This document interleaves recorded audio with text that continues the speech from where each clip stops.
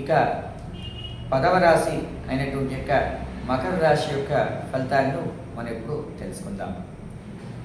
ఈ యొక్క మకర రాశి వారికి ఉగాది నుండి జూన్ 1, 2026 వరకు 6వ స్థానంలో గురువు ఉండడం వల్ల ఆకస్మికంగా కలిగినటువంటి యొక్క భయాందోళనలు దూరమవుతాయి.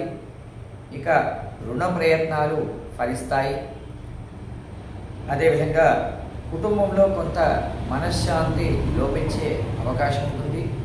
6వ స్థానం అనేటటువంటిది శత్రు స్థానం. అంటే కేవలం బయట ఉన్నటువంటి యొక్క శత్రులే కాదు, మనలో అంతర్గతంగా ఉన్నటువంటి యొక్క శత్రువులు, కామక్రోధ లోభ మద మోహ మాత్సర్యాలు.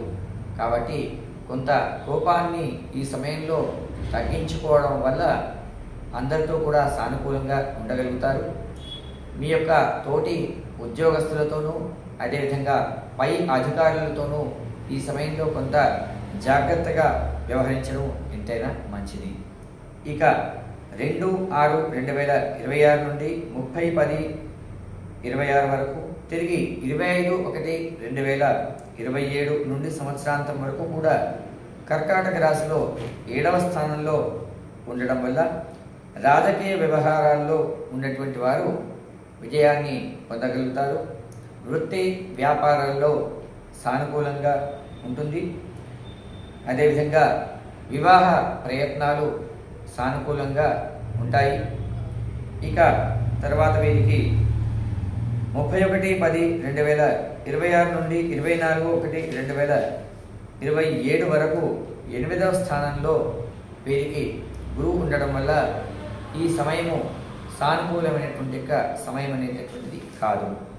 ఇక శని వీరికి సంవత్సరాంతం వరకు కూడా 3వ స్థానంలో ఉండడం వల్ల గతంలో దీర్ఘకాలికంగా వాయిదా వేసినటువంటి యొక్క పనులన్నీ కూడా ఈ సమయంలో వీరు పూర్తి చేసుకోగలుగుతారు. ఇక ఈ మకర రాశి వారు ఈ సంవత్సరము ఆంజనేయ స్వామి యొక్క ఆరాధన చేయడం కానీ, లేదా లక్ష్మీనారసింహస్వామి యొక్క కరావలంబ స్తోత్రాన్ని చదవడం కానీ వీరికి చెప్పుకోదగ్గ పరిహారము.